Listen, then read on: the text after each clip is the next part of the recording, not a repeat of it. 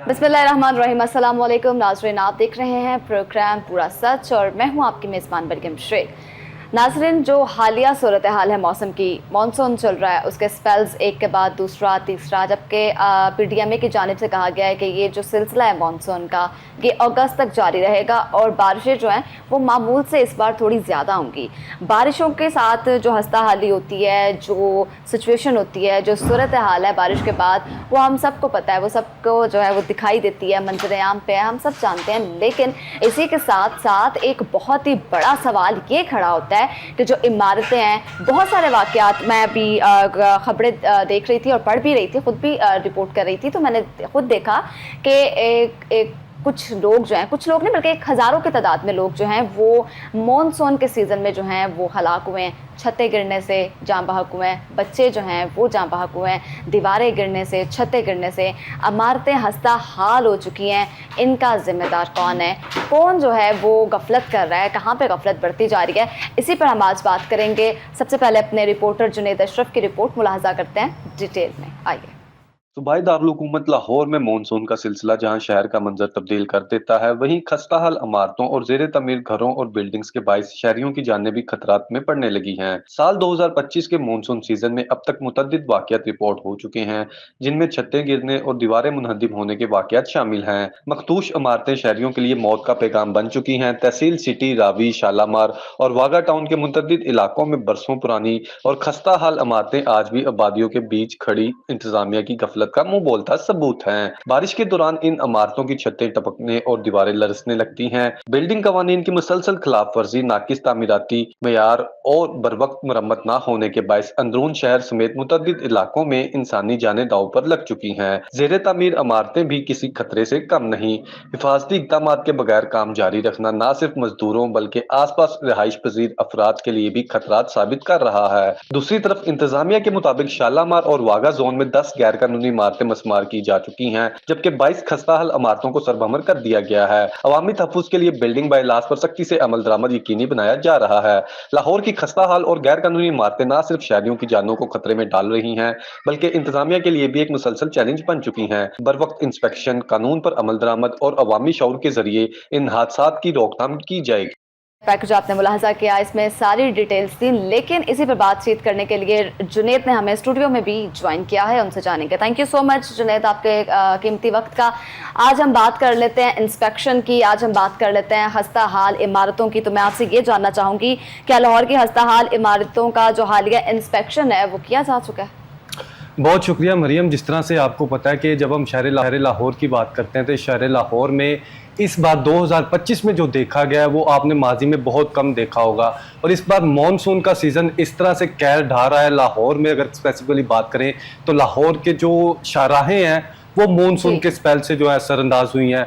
लाहौर की जो बिल्डिंग्स हैं वो मॉनसून के स्पेल्स के साथ जो है काफ़ी असरअंदाज हुई हैं। अगर मॉनसून के कहर के वाले से बात कर ली जाए तो बहुत ज़्यादा असरात, मनफी असरात जो हैं वो शहर लाहौर पर मुरतब हुए हैं और शहर लाहौर के जो शहरी हैं उन पर मुरतब हुए हैं। इसमें देखिए कि सबसे बड़ी बात यह है कि जो हमारी बिल्डिंग्स जो कई कई सालों से मौजूद हैं हमारे शहर लाहौर में है, जो अलार्मिंग सिचुएशन इंतज़ामिया के लिए बजा रही हैं और साथ साथ अलार्मिंग सिचुएशन हुकूमत के लिए क्रिएट कर रही हैं। वो बता रही हैं कि किस तरह से जो है कभी भी किसी भी वक्त जो है वो सानिया या वाक़या रूनुमा हो सकता है। तो उसकी रोकथाम के लिए हम मानसून में एक्टिव क्यों होते हैं या फिर हादसात के बाद एक्टिव क्यों होते हैं? सारा साल हमारी कारकर्दगी कहाँ पर होती है? अब देखिए कि अगर 2025 के हवाले से बात कर ली जाए तो 2025 में भी जो है मुतअद्दिद वाक़यात जो है शहर लाहौर की हदूद में वाक़यात रूनुमा हुए हैं, जिसके बायस मुख्तलिफ अफराद जो हैं वो अपनी जान की बाजी भी हार गए हैं। और इस वाले से अगर अंदरून शहर के वाले से स्पेसिफिकली अगर स्टार्ट में बात कर ली जाए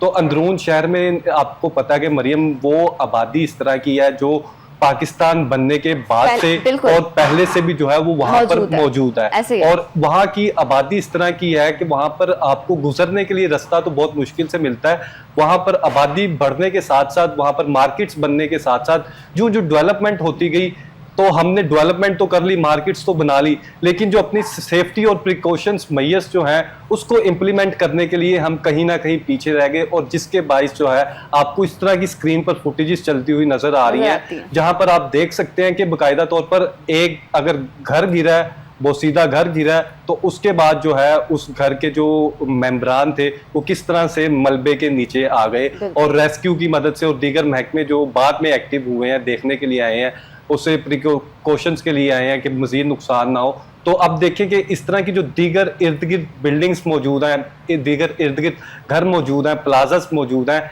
तो वो क्या अब हम उसका वेट करेंगे कि कोई इस तरह का वाकया रूनुमा हो तो फिर हम उसके खिलाफ एक्शन लें या फिर कार्रवाई करें और अपने शहर लाहौर के वासियों को जो सेफ बनाया जाए। इस वाले से वज़ीर आला पंजाब मरियम नवाज शरीफ की क्लियर कट डायरेक्शंस हैं तमाम ज़िले इंतज़ामिया को, तमाम डीसीज को। अगर स्पेसिफिकली लाहौर डिवीजन के वाले से बात कर ली जाए या पंजाब भर के वाले से बात कर ली जाए, तो तमाम डीसीज को ये हदायत जारी की गई है कि आपने पहले ही मैयर्स और प्रिकॉशंस लेने हैं। लेकिन बदकिस्मती से आप देखें कि शहर लाहौर में अभी भी इस तरह की बिल्डिंग्स मौजूद हैं, इस तरह के घर मौजूद हैं, इस तरह के प्लाजास मौजूद हैं जो कभी भी किसी भी वाकये को जो है जन्म ले सकते हैं। और अगर ऐसे ही अच्छा जुनैद, मुझे ये बताइएगा, अभी आपने बात की कि लाहौर में बहुत सारी बिल्डिंग्स ऐसी हैं मौजूद हैं, हम पहले इस पर थोड़ी सी बात कर लेते हैं। हम अपने नाज़रीन को बता दें कि तहसील सिटी, मैं आपसे पूछ रही हूँ कि रावी हो गया, शालामार हो गया, वाका टाउन हो गया, इसमें कितनी ये स्पेसिफिक एरियाज हैं जो पुराने हैं, जहाँ पे पुरानी बिल्डिंग्स हैं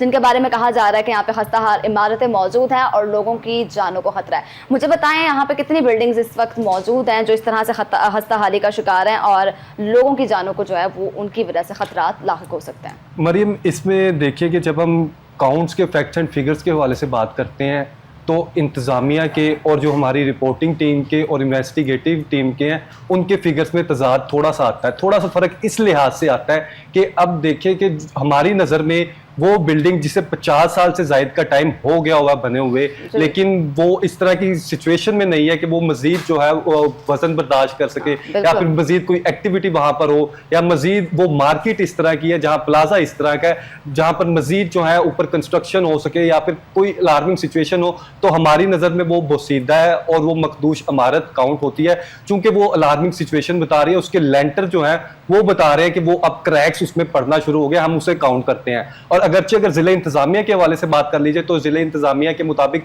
उनके एसओपीज़ के मुताबिक जो उसके एसओपीज़ पर मुकम्मल नहीं उतरती तो वो उसे बाकायदा तौर पर नोटिस जारी करते हैं और नोटिस जारी करने के बाद एक नोटिस जारी किया जाता है, फिर दूसरा किया जाता है, फिर तीसरे के बाद जो है वो कार्रवाई की जाती है। होता क्या है कि जो अगर प्लाजास के हवाले से स्पेसिफिकली बात कर ले तो प्लाजास के जितने भी आप देखेंगे मालकान वगैरह देखेंगे वो आम आदमी तो होता नहीं, आपको पता है। जिस तरह से कोई भी प्लाजा के हवाले से बात कर ली जाए तो उससे जो है लिंगर ऑन कर दिया जाता है, डिले का शिकार कर दिया जाता है। जब आप लिंगर ऑन करते हैं, डिले का शिकार करते हैं तो वो बिल्डिंग तो वहीं पर मौजूद रहती है, लेकिन जो हादसात हैं वो